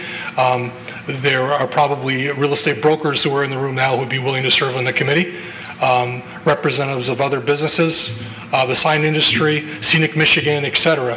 I think it's going to be impossible to create a document that's going to make everyone happy, satisfy everyone's concerns. But we can certainly, if we did, again, take a deeper dive into this and look at things like content neutral, or off-premise, on-premise, EMS signs, etc., we could certainly try to put together a representative committee to assist us in that endeavor. So there would be like a temporary committee till we at least work out these issues, or maybe would it be? More of like an ad hoc advisory committee. I certainly have not vetted that with our city attorney at this point, but I think that given the disconnect between signage and the zoning ordinance, I don't think that the Planning Commission is the ideal body. I think we could do a better job of being more representative of the various interests with an advisory committee that is not the Planning Commission. Yeah. Thank you. Councilman Baker? I guess I'm a little unclear. I would be hesitant to do something like that and extend our moratorium for that length of time. I think we've already, and I'm not sure if that's what the conversation's about. I'm concerned about all the applications that people have been trying to get signs, and if it's going to take several months, I mean, this maybe should have something we should have talked about several months ago then to get to this point, because I don't think it's necessarily fair to the community, people who are needing signs, churches as well, who are trying to follow the law and do the right thing, to have to wait that much longer. I get the sentiment, and I appreciate all of that, but I guess to phrase it in the form of a question, Mayor, Mr. Savanat, you just said if you were to consider something like banning off-site premises advertising, is it your understanding that we'd need to have that whole process to do something like that? No, I was trying to simply respond to the question. So I'll answer your question in maybe a roundabout way. Again, our efforts were focusing on the three prongs: the content neutrality issue related to Reed versus Gilbert, the issues related to safety and aesthetics for ground signs and electronic message signs, and reconciling the two documents. That was our task that we were charged with. If we were to go off board, I'm not suggesting that adopting the language before you this evening would preclude us from taking a deeper dive in the future. One thing that I think needs to be stated very, very clearly this evening is, as of tonight, September 10th, 2018, we do not have regulations related to the brightness of electronic message signs. That's a problem. And until we adopt standards that address that, it's going to continue to be a problem. So what I'm suggesting is that this is certainly a stopgap to address those three prongs, and any direction that City Council has for us moving forward, we can come back at a later date with a deeper dive into that document. Mr. Mayor, just Mr. Miller. If you don't mind, just one additional comment that Brent, Planning Director Simon, didn't mention. And in that deeper dive, there would be more of an intensive public outreach process, which we really did not do a great one during now because we were just fixing some certain problems without trying to adjust or ruin the framework of the existing ordinance. Understood. Just a comment. I support what Councilman Baker. I don't want to see this process stop to put together a committee. We owe it to the businesses that are waiting to have signs. I've had several of them tell me that this isn't fair to them, that they're being punished because of the moratoriums.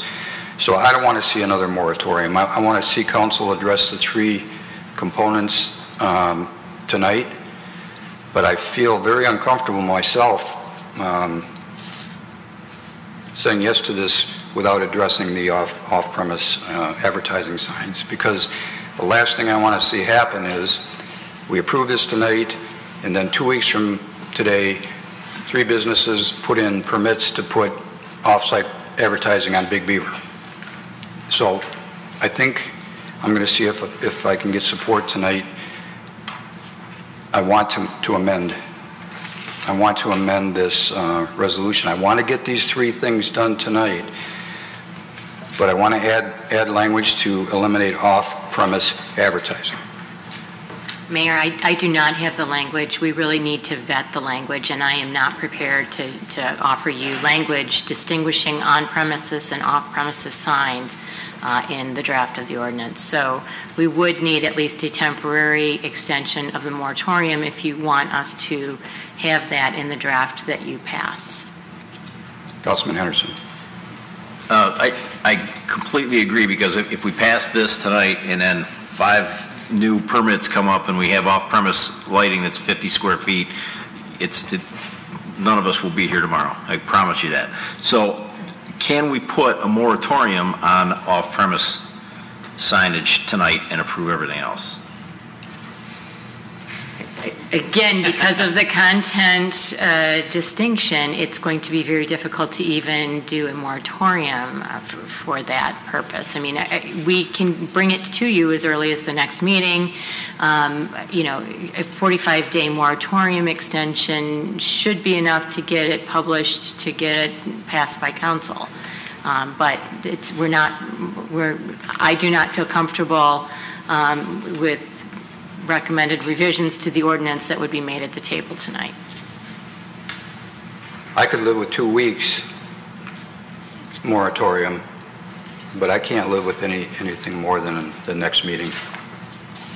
Councilman Henderson. Yeah, I know there's 2 large companies here in Troy that are in the middle of rebranding and they're just waiting to be able to just change and put their new brand on the building. So to extend this moratorium any further, I'm not in favor of that whatsoever. Maybe 2 weeks, but that would be the outside limit of that for me. I would only say that if we'll have the language to eliminate the off-premise. And I don't know if there's support from council for that, to be honest with you, without putting something out there. Wait a second. Councilman, let's move back this way. Councilman Baker. The provision we were planning to use tonight for an emergency adoption of this ordinance, could that be done again in 2 weeks if we did have a 2-week moratorium? Is there grounds to do that, knowing that we are planning it? Certainly is better to not have to use the emergency provisions because it's subject to less of a challenge. So it certainly is my preference to not utilize the emergency provisions, which means that after you pass the ordinance, then it's 10 days after the publication. So you do have to build that in. So 2 weeks is not sufficient because that would not give us enough time. It would have to be 2 weeks plus publication time. Which is how long? 10 days after the publication. Okay. Publication usually is on a Monday, I believe, or Tuesday. Or Thursday. Thursdays. Mayor Pro Tem Abraham, you had a question? I think my question got answered, but I guess I'll ask just in case it wasn't. Do we have to send this out for public notice again for a public hearing, or would we keep this public hearing open and continue the conversation? This is actually not a public hearing because it is not part of the zoning ordinance. This is a police power ordinance, so it's not a public hearing. We did provide a first reading. It was in the last agenda packet, so all of the residents have had opportunities and council members have had opportunities. So but the enactment language does require, before it's effective, you have to give notice, and it's 10 days after publication. Mayor, we've heard a few people speak at public comment about, the public hasn't been engaged, they didn't have an opportunity or not as much opportunity as they would like. And while I agree that there are some businesses being impacted and I want to support our businesses as much as possible, I'm also concerned that, 2 weeks might not be enough time for engaged residents to look over any new language and weigh in on it. So I'm wondering, is 2 weeks sufficient? Is it 30 days? I don't know if 45 is the right number, but I feel like 2 weeks might not be enough for that level of citizen engagement. Quite honestly, I don't need the citizens to tell me anymore that they don't want billboards and off-premise advertising. I'm pretty clear that if we asked them, I think they'd tell us that. Councilman Hamilton? Yeah, just a quick comment. I agree with what you said, Mayor Slater, so that I'm okay with 14 days and agree with you on the off-premise that we need to take a shot at finding the right language for that, so I'm on board. Councilman Pennington. Well, it sounds like we have consensus, but City Attorney Bloom, is it realistic to get it done at the second meeting out, which is approximately 30 days? It's absolutely realistic for us to bring you back language. The problem is that it cannot be effective for 10 days after the publication. So we have to wait from Monday till Thursday, and then 10 days after that. So that time you should include, because the moratorium would have to be extended. You don't want the moratorium ending before the effective date. So that's why I'm suggesting, I mean, it can be, I think we could do it within 30 days with the language at the next meeting. I'm just trying to count the days here, and I think that would, that should be sufficient. 30 days should be sufficient. That would be the meeting for October the 8th.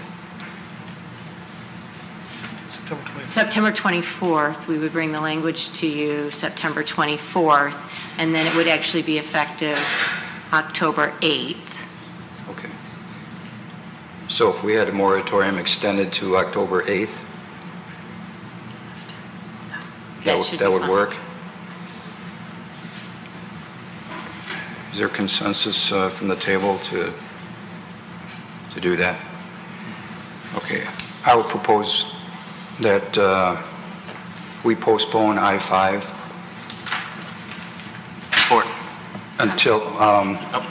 until the next council meeting, where City Attorney will add language to the current ordinance to eliminate off-premise advertising and extend the moratorium till October the 8th.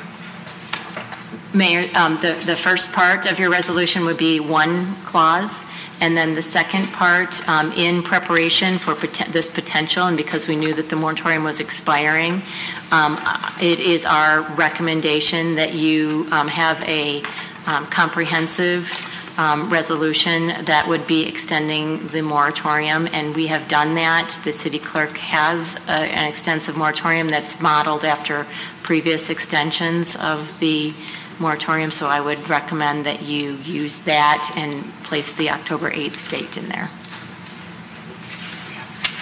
I'll propose that resolution as the city attorney explained. Mayor? Support.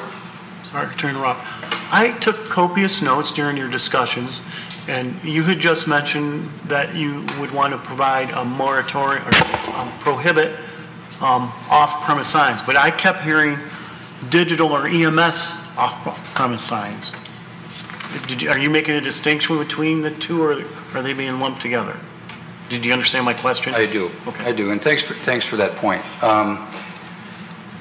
I don't care if it's digital or if it's not digital. To me, the point is that's not the appearance that we want to have in our community.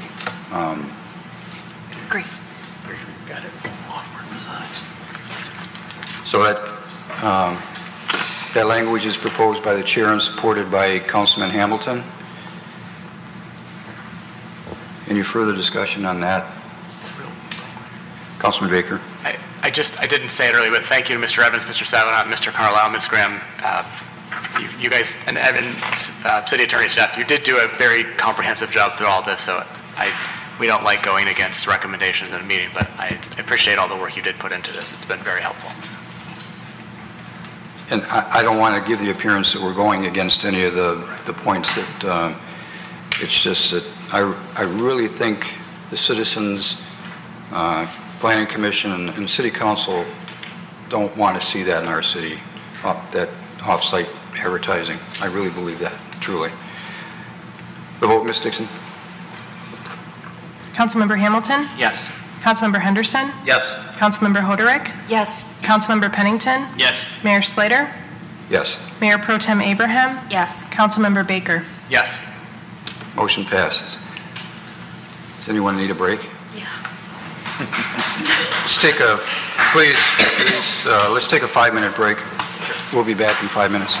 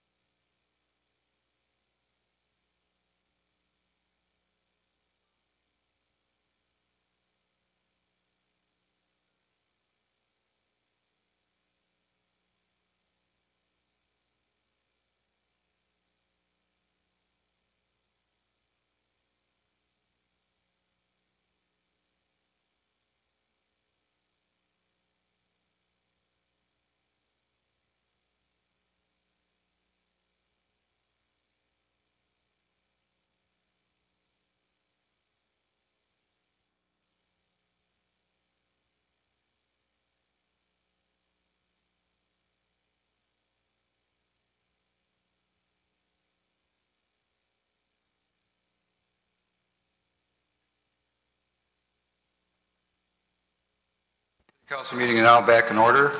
Next on the agenda is the consent agenda. Does anyone on council wish to pull a consent agenda item this evening? Councilman Henderson. I'd like to move all items on the consent agenda as printed. Support. Moved by Councilman Henderson, supported by Councilman Pennington, that we approve all items on the consent agenda as presented and printed in the agenda packet this evening. Any discussion? The vote, Ms. Dixon? Councilmember Henderson? Yes. Councilmember Hoderick? Yes. Councilmember Pennington? Yes. Mayor Slater? Yes. Mayor Pro Tem Abraham? Yes. Councilmember Baker? Yes. Councilmember Hamilton? Yes. Motion passes. If you were here on a consent agenda item this evening, they've all been approved. Next are moratoriums and future council agenda items. There are none presented this evening.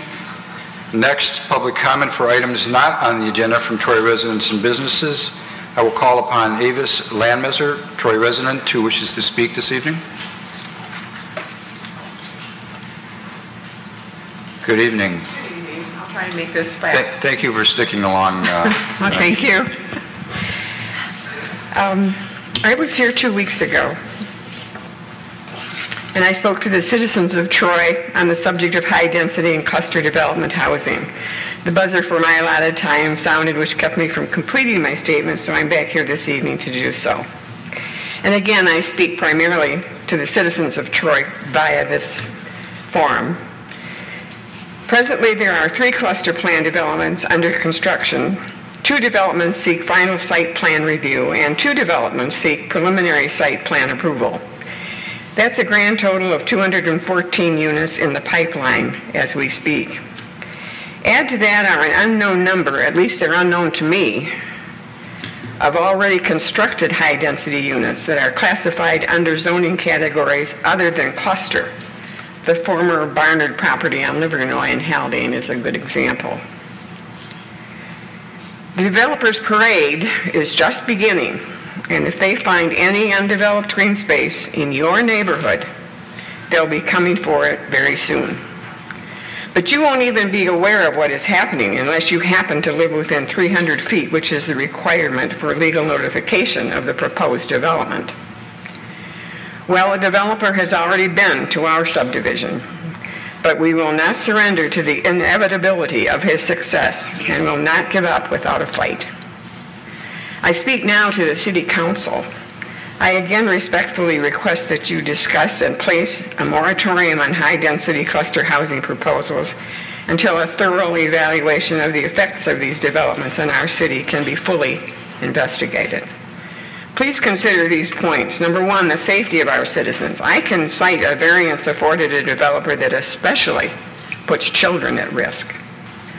2, the mental and physical stress citizens will dramatically go through because of increased traffic on roads already compromised with congested traffic. And 3, the general welfare of the community at large by the potential overpopulation of our school system. I believe all of these are valid issues that are cited in the City of Troy zoning ordinance. But to you, our elected officials, we need your help now before it's too late to keep Troy a pleasant city of tomorrow today. Thank you. Thank you.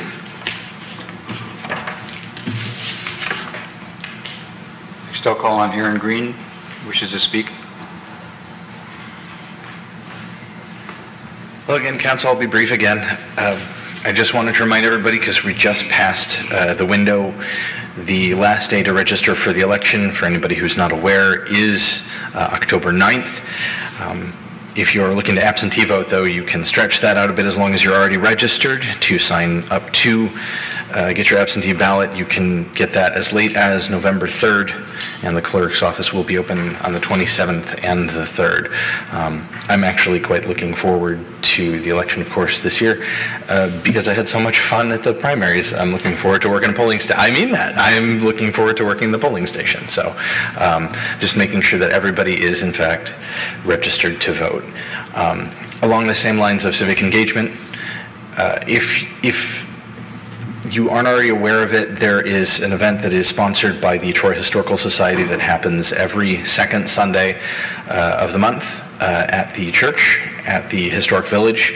It's the Constitution Cafe, and it's just a lovely, nonpartisan, non-judgmental, Socratic discussion group that allows people to bring up the historic context for issues of the day, and it's a Constitution Cafe, so it looks at the Constitution and the laws surrounding it and the documents surrounding it, and it's a fascinating experience, and I recommend that anybody either on council or who may be watching come out and sit in and maybe have something to say and get some thoughts. Thank you. Thank you. That concludes those that have signed up for public comment on items not on the agenda from Troy residents and businesses. It's an opportunity for council or city administration to respond or reply to comments. Any from council? Councilman Hamilton. Thank you, Ms. Landmisser, for your comment. This is what, when I first joined council last November, this is something we discussed right away, that really the only way to truly preserve the green space in the city would be for us as a city to purchase or gain land rights in some of these properties. That if a developer purchases the land, they have certain by right ability to develop. So we formed a green space committee, which we're soon going to get the results from, with the intention of maybe pursuing different ways that we could do that. So I encourage residents of Troy to speak out and encourage us to keep doing that, because that's really the only way we can preserve this land, and I'm going to keep pushing to do that. So thank you. Any comments from council? There are no council referrals this evening, so next is council comments. Any additional comments from council? Councilman Hamilton. I haven't spoken yet about what happened last month, where our former city manager pleaded guilty to bribery, and my number one goal on this council is to weed out any more corruption that's in our city and to hire the right person as our new city manager. That's priority number one, and I think the whole city agrees with that. So this is my number one cause to be here, is to root this out. That's all I have to say. Any other comments from council? I think we all join you in that effort, so yeah, we're all with you. Next is the reports. Any council comments on the reports? Council comments. Oh, you're still on council comments? Yep. Okay. Just a reminder that Troy Family Day starts on Thursday, and my favorite event of the Family Days actually takes place on Thursday, and that's the naturalization ceremony. So you get to see new citizens get sworn in. If you have never attended, I highly encourage you to go. If you're having a bad day, there's nothing like that event that can help lift your spirits. If you can't make it, the Family Days, there's rides, food, cultural events, fireworks on Saturday night. It is a great time every year, a fantastic family event. So just wanted to remind folks that it's coming up real soon, and hope to see you guys out there. Just to piggyback on that, thanks for bringing that up, but International Day for the festival was Sunday last year. It was a big success, so it's been expanded to Saturday and Sunday under the big tent. And I think you should, anybody that hasn't come out and saw that last year, I would encourage you to come out this year, because it's a great event for the city. It's a representation of our city. So, any council comments? Okay, let's move to reports. Any comments on the reports that are on the agenda this evening? Okay. I don't see that anyone has signed up for public comment on items on or not on the agenda from members of the public outside of Troy. There is no closed session this evening, so we are adjourned. Thank you for coming tonight.